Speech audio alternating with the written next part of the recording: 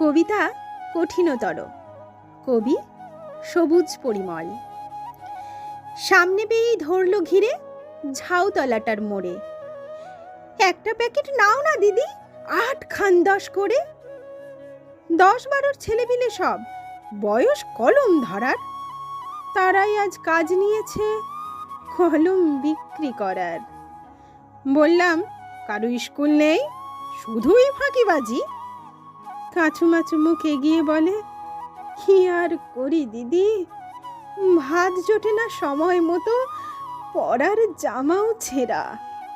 বস্তি ঘরে অসুস্থ বাপ, বন্ধ লেখাপড়া। কলম কিনে জিজ্ঞেস করি, আর কি কিছু নিবি? খালি পায়ের মেয়েটা বলে, জুতো দেবে হে দিদি। থামিয়ে দিয়ে আরেক বলে, গোল করিস না মালা। খালি পায়ের চেয়েও কঠিন খালি পেটের জ্বালা।